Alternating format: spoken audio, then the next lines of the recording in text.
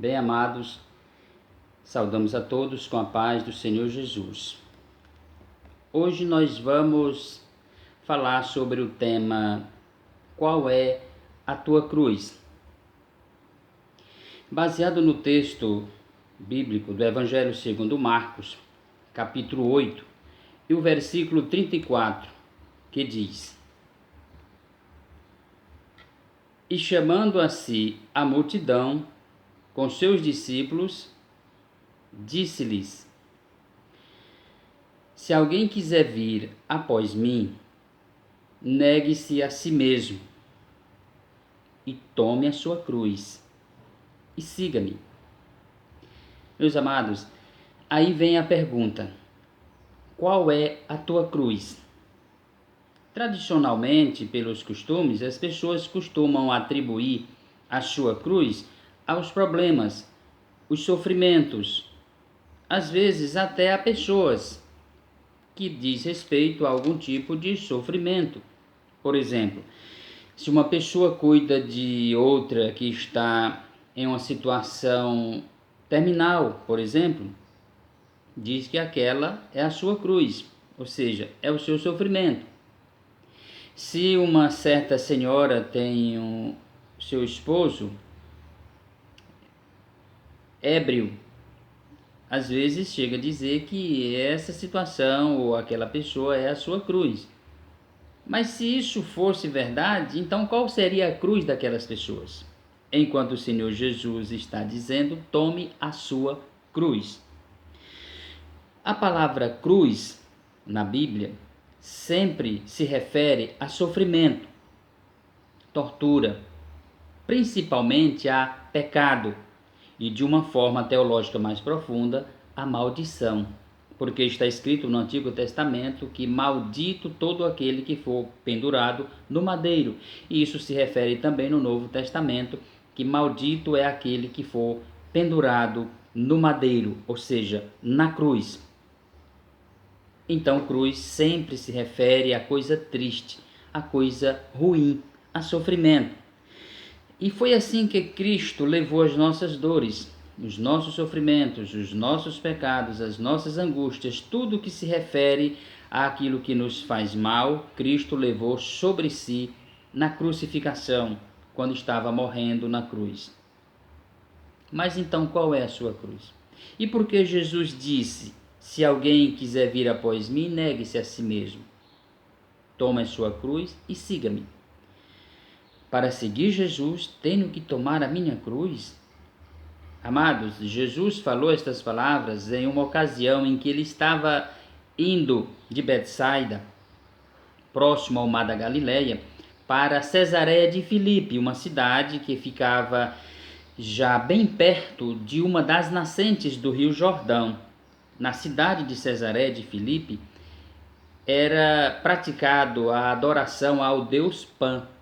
O deus Pan era adorado no seu culto com orgia, absurdos de idolatria, orgia e o elevado culto ao corpo, à pessoa, o amor exagerado ao ego.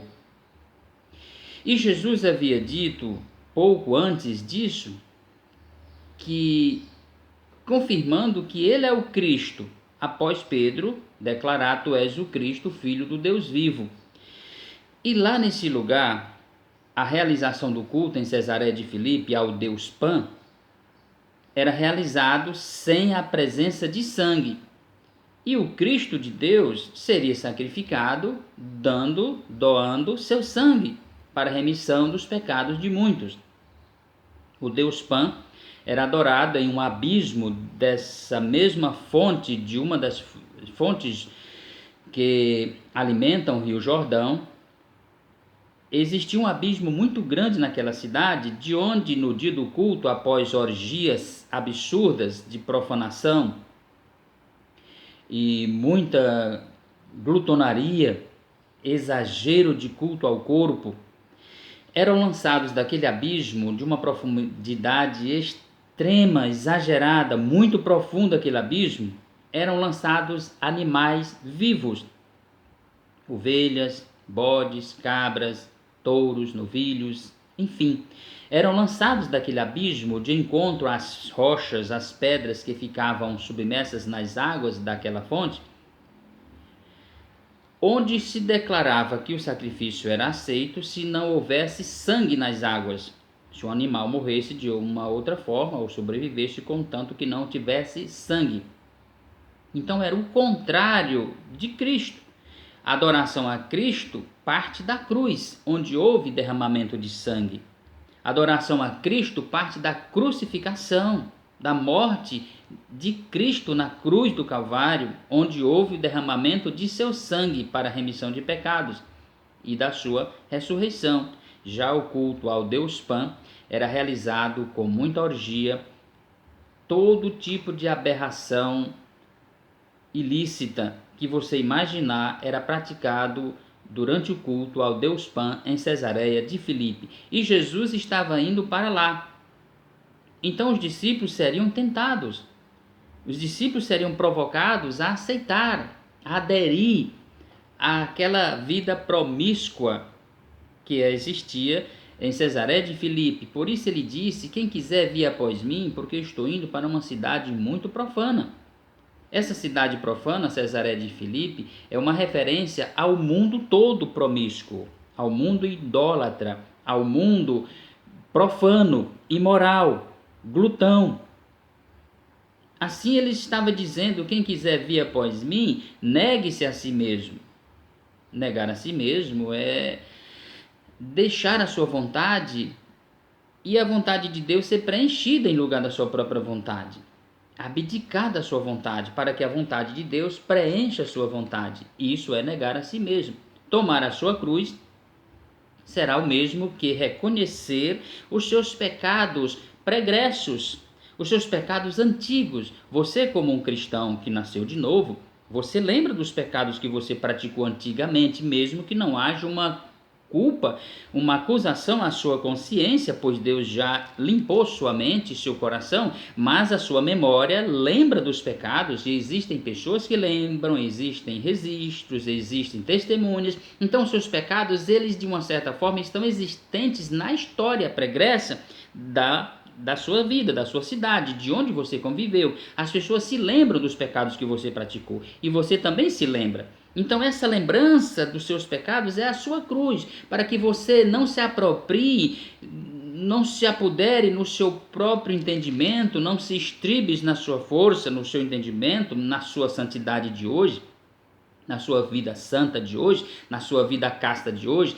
na sua vida justa de hoje, na sua vida correta de hoje, se aproprie de tal forma que se ache vulnerável, vacinado contra o pecado.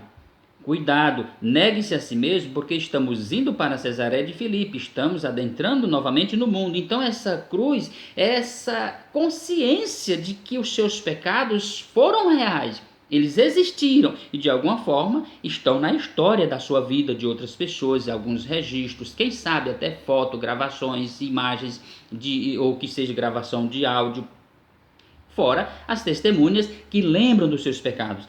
Além disso, no âmbito espiritual, existe também o conhecimento dos pecados que você cometeu. Então, essa lembrança sem o peso da consciência dos pecados passados, porque Cristo já te perdoou, você se arrependeu, Cristo já te livrou da condenação e da morte, por causa da sua morte na cruz no Calvário e a sua ressurreição ao terceiro dia. Então, você está perdoado, mas a lembrança, a memória não se apagou. Então, essa é a sua cruz, meu amado.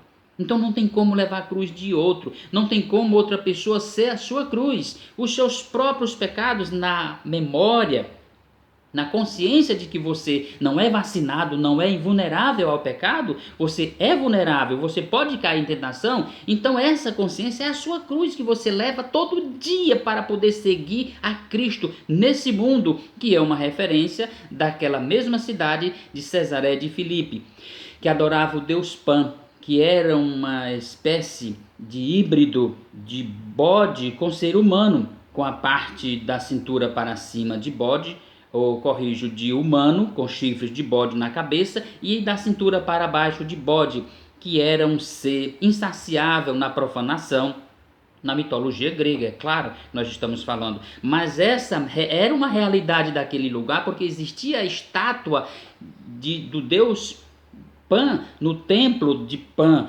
lá em Cesareia de Filipe, que era um templo todo construído em mármore branco, com requinte de sofisticação, a adoração a esse Deus da gula, esse Deus da bebedeira, da sexualidade profana, da prostituição, porque existiam as prostitutas cultuais no templo que serviam as pessoas que vinham adorar ao Deus Pan. Então essa é uma referência ao mundo odierno, ao mundo de agora, ao mundo de hoje. Então, para você seguir a Cristo nesse mundo de hoje, leve a sua cruz, lembrando que mesmo tendo sido um pecador, cometido pecados leves, médios ou absurdos, Cristo te perdoou, contanto a memória deles existe nas testemunhas, no mundo e na sua memória. Essa é a sua cruz, que deve levar a cada dia. Que Deus nos ajude e nos abençoe rica e poderosamente.